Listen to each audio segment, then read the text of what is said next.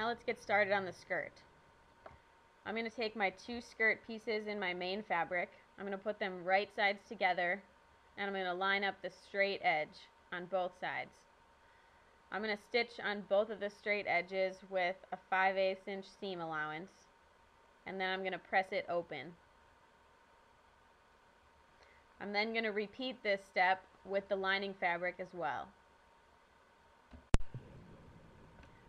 Once I have both the lining and the main fabric stitched on the long sides and pressed open, I'm going to lay out the main fabric on the floor right side up and then lay the lining fabric right side down on top of it.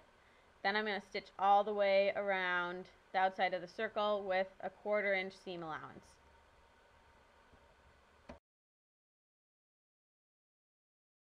Then I'm going to trim the seam allowance down as small as I can without cutting through the seam, and then I'm going to turn it right side out and press it.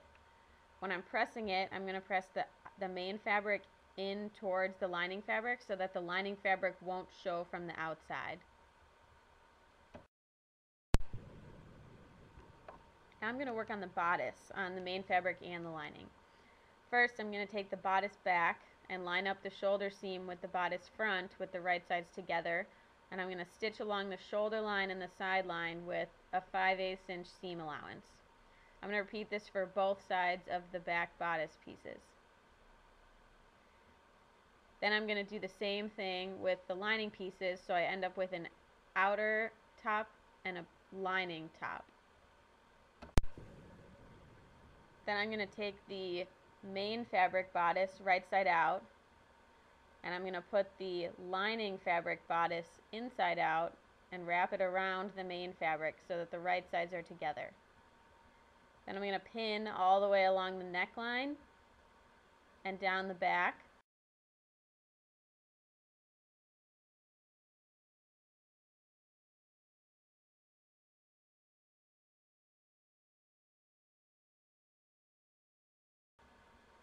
And I'm going to stitch along this line with a 1/4 inch seam allowance. So now that I've stitched all the way around, I'm going to use my rotary cutter to trim this down as close as I can to the seam. This will make it so that when I turn it right side out and press it, I'll get a nice clean line with no wrinkles.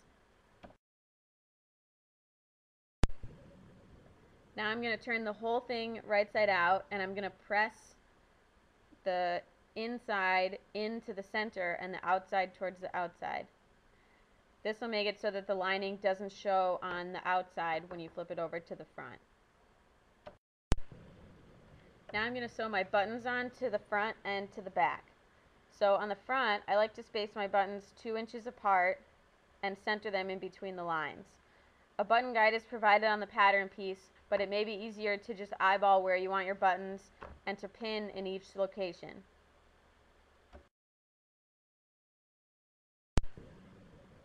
Now I'll flip the bodice over to the back, and I'm going to mark the locations of the buttonholes first and then sew the buttons to match the buttonholes. So on the back, I'm also going to space my buttonholes 2 inches apart, and I'm going to put a pin where I want the buttonhole to start.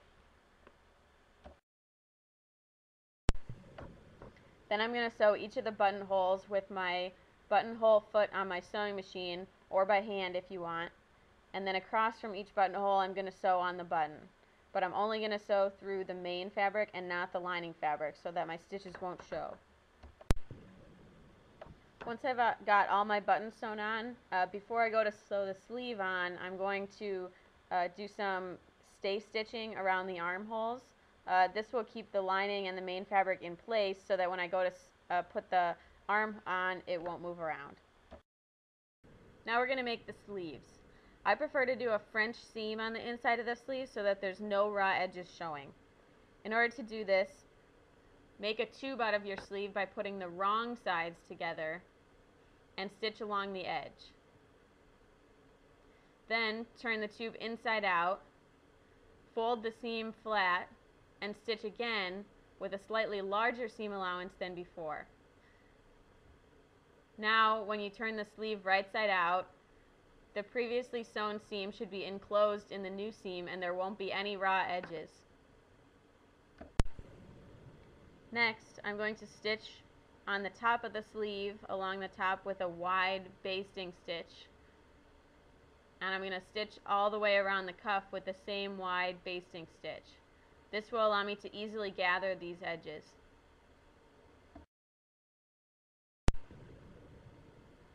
For each cuff piece, I'm going to take the cuff interfacing piece, line it up along the bottom edge of the cuff with the rough side towards the wrong side of the main fabric, and I'm going to iron it on.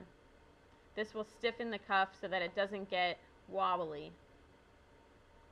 Then I'm going to fold the cuff over in half and iron. Next, I'm going to open up what I just pressed. I'm going to line up the two short edges of the cuff and stitch along the edge with a 1/4 inch seam allowance. I'm going to press the seam open, fold it over on itself, and turn the cuff right side out.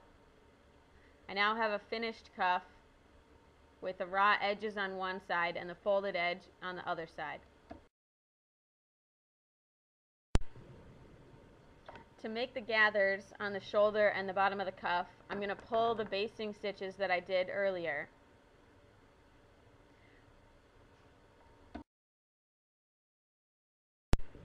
Then, to attach the cuff to the bottom of the sleeve, I'm going to put the gathered edge of the sleeve inside the cuff with the folded edge of the cuff facing down and all of the raw edges lined up. Then I'm going to sew all the way around through all 3 layers. The sleeve layer and the 2 layers of the cuff.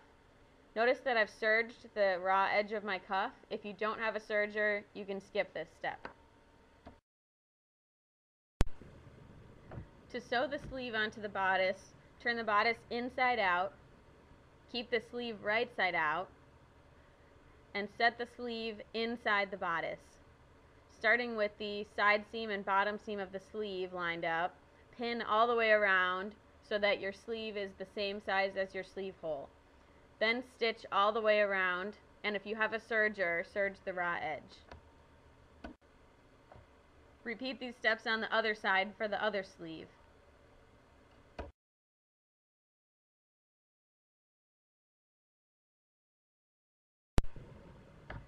Next, we will press the placket piece to be used on the skirt.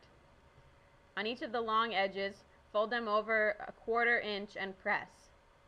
Then fold the whole thing in half, lining up the folded edges, and press again.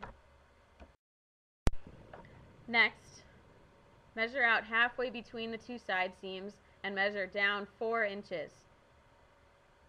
Using your cutting shears, cut the 4-inch line down to where you marked.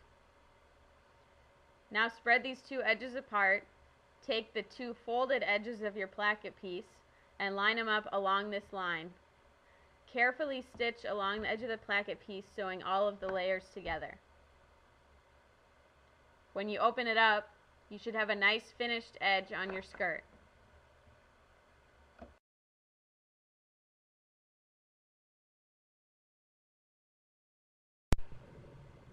Finally, we will sew the bodice to the skirt. Line up the side of the bodice with the buttonholes to the left side of the skirt. Make sure that the edge of the bodice lines up with the seam and not with the edge of the placket. Pin all the way around, making sure to line up the side seams of the skirt with the side seams of the bodice. Once you've pinned all the way around and get to the other side, this side will be a little different than the first side. The edge of the bodice with the buttons should reach slightly past the seam and into the placket. Not all the way to the end of the placket, but a little bit past the seam. This will make it so that when you button up the dress, there will be a little overlap and the placket will lay flat. Once you've pinned all the way around, stitch all of the layers together and serge the raw edges if you have a serger. I like to finish the dress with a quick top stitch right around the waist to hold the waist seam in place. For this dress, I finished it with a gold ribbon to bring out the gold polka dots, and a thick petticoat underneath to give it a nice A-line feel on the skirt. Thanks for watching this tutorial, and if you still have any questions, feel free to message me, and I'll do my best to answer them.